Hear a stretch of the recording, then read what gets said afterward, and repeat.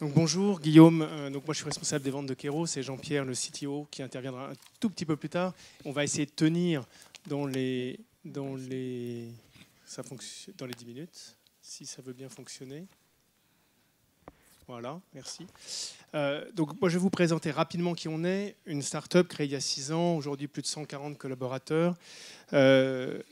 L'objectif de Keros, créé en collaboration avec des laboratoires tels que le CNRS, le Centre Borrelli, le LSCE, le laboratoire des sciences du climat et de l'environnement, c'est de fournir de la data à haute valeur ajoutée à nos clients, basée sur des algorithmes en processing d'images satellites et fusion de différentes sources et de données géospatiales. Donc l'idée, c'est qu'on va utiliser le satellite, on va utiliser d'autres sources de données et fournir de la donnée à valeur ajoutée à nos clients. 2 points très importants. Nous ne possédons pas de satellite, nous sommes agnostiques au niveau de la source. L'idée, c'est de toujours pouvoir offrir à nos clients la meilleure source disponible pour ces solutions.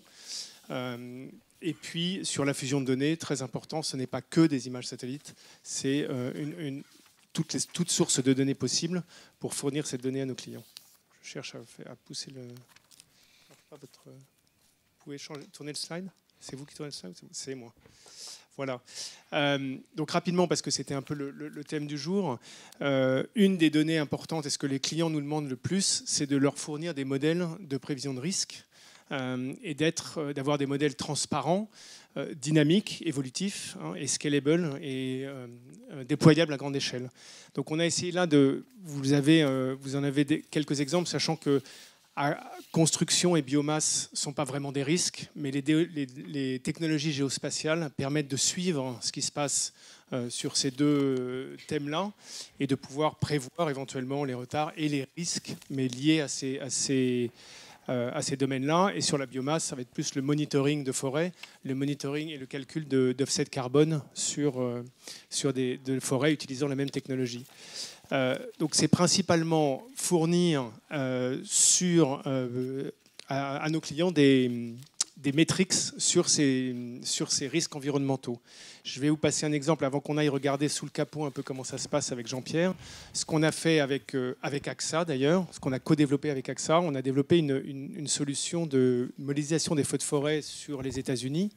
Alors l'idée là, c'est qu'on fusionne à peu près 8 à 10 types de sources différentes pour pouvoir fournir une carte de risque et pouvoir avoir une actualisation mensuelle de cette carte de risque pour des clients comme AXA qui vont pouvoir après coller dessus une carte de leurs assets et pouvoir définir avec leurs clients le niveau de risque par asset, en ce qui concerne là, c'est la Californie sur les feux de forêt, et pouvoir vendre des services supplémentaires aux clients en fonction des différentes évolutions de la végétation, des infrastructures, de la localisation des pompiers, etc. Cette carte va évoluer et on va pouvoir, dans le détail, vendre des services supplémentaires.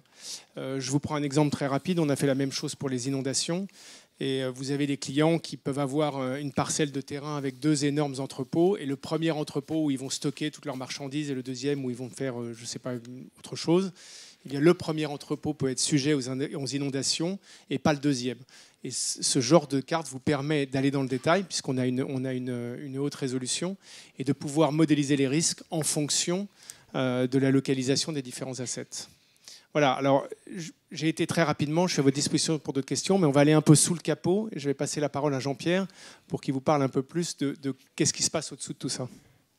Oui, bonjour, donc Jean-Pierre Daché, directeur technique de Keros. Je suis en fait surpris parce que passant derrière notre directeur des ventes, je m'attendais à avoir à peu près 30 secondes. Donc j'ai un peu plus de temps que ce que je pensais. Néanmoins, très peu de temps pour essayer de vous expliquer ce que l'on fait à Keros. Donc qu'est-ce qu'il y a sous le capot de ce que vous avez pu voir.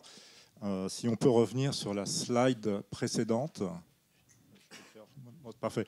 Donc, premièrement, qu'est-ce qu'on fait en termes de qu'est-ce qu'on livre? Je dirais, on fait un peu plus que du satellite. Certains disent, bon, vous faites du satellite, oui, on fait beaucoup de satellites et on va y venir, mais on fait au-delà de ça, de la fusion de données sur des problématiques qui intéressent nos clients, et en particulier sur la problématique des risques associés au changement climatique.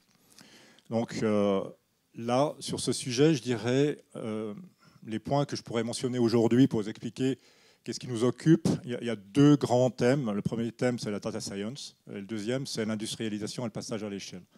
Sur la data science, si vous voyez ces sujets, c'est assez vaste. En fait, il y a vraiment 4 facteurs clés de succès. Le premier, c'est d'avoir un apport scientifique en amont assez conséquent sur des sujets vastes, sur des sujets sur lesquels, en tant que start-up, il ne nous est pas possible d'occuper tout l'espace. Donc, la première chose que l'on fait, c'est d'avoir des collaborations avec des laboratoires connus, comme par exemple le laboratoire des sciences du climat et de l'environnement en France, ou le centre Borelli associé à l'ENS sur les problématiques de traitement d'images. Ensuite, il y a vraiment une problématique de data science, de métier de fusion des données. Donc, pour les gens qui sont data scientists, on en fait beaucoup. Je ne vais pas élaborer là-dessus. Également, il y a une problématique très particulière de traitement d'images satellites, que ce soit de l'image optique, radar, multispectrale, hyperspectrale, haute, basse résolution, etc., etc. C'est un sujet vraiment à part entière. Je serais ravi d'en parler pendant des heures avec vous. Et puis le quatrième facteur clé de succès, c'est la collaboration avec nos clients. C'est-à-dire que ce qu'on cherche à faire, c'est résoudre les problèmes de nos clients. Ce n'est pas uniquement faire des superbes maths et des superbes programmes. Donc il est important qu'on échange avec eux. On a des méthodes assez itératives de démonstrateurs, puis de pilotes, etc., pour s'assurer qu'on répond à la bonne question et également pour valider sur le terrain. En fait, la particularité de tous ces modèles satellitaires, c'est qu'ils doivent être validés par des données terrain. Une fois qu'ils ont été validés par des données terrain, on peut les transposer dans une certaine mesure. Donc ça, c'est sur la problématique data science. Sur l'autre problématique, qui est la problématique de passage à l'échelle, si je trouve le truc là, voilà. En fait, il y a plusieurs sujets qui sont intéressants et qui méritent d'être mentionnés, je dirais, dans des discussions pour essayer d'expliquer ce qu'on fait. La première, c'est l'application du principe du diable est dans les détails. C'est-à-dire que tout un chacun peut aller récupérer une image sur les banques d'images, faire son notebook et arriver à un résultat. Mais le faire à l'échelle, ça pose plein de problématiques de détails. C'est-à-dire que les images doivent être alignées, elles doivent être calibrées, elles doivent être pré-traitées. Il y a le problème des nuages, il y a le problème de la neige, etc. Donc, si vous êtes intéressé par ces problématiques, venez nous voir rue Lafayette, on sera ravis de vous expliquer tous les challenges qui sont associés au traitement des images satellites. Ça nous occupe beaucoup. Le deuxième élément à prendre en considération, c'est que les images satellites commerciales restent très chères. Donc une image d'un site industriel va coûter entre 500 € et 1000 € l'image. Si on veut traiter 1000 sites, ou si on veut traiter une problématique à l'échelle d'un pays sur un intervalle de 3 ans, vous voyez qu'on aligne vite les millions. Donc, ce que l'on fait beaucoup, c'est le traitement au maximum des sources de données satellitaires gratuites, en particulier les constellations NASA et Copernicus de la communauté européenne.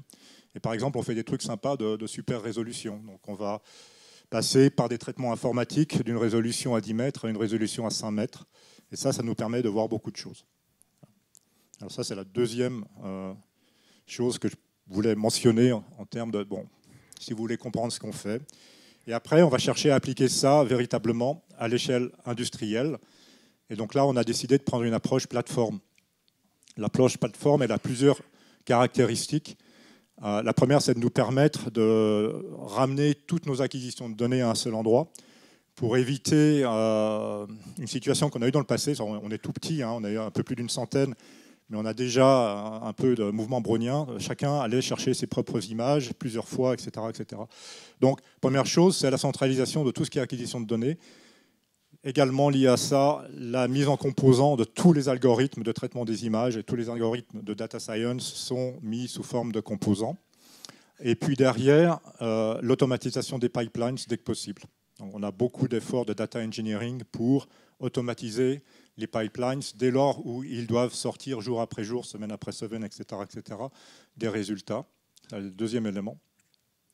Le troisième élément, c'est l'intégration de l'assurance qualité dans l'ensemble du pipeline.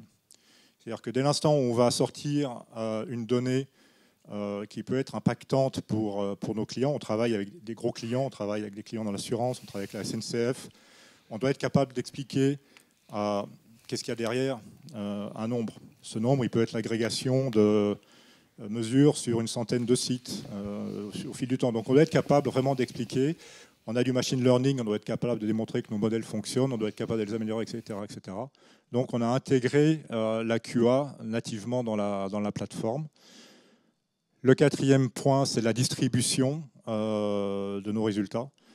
Donc on se considère vraiment comme fournisseur de données, en particulier fournisseur de données autour du changement climatique. Ces données, elles peuvent être visualisées sur nos sites, mais la plupart du temps, elles sont consommées et intégrées dans les systèmes d'information de nos clients. Donc on a besoin d'APIs, on a besoin d'interfaces pour publier des layers dans des GIS externes, etc., etc.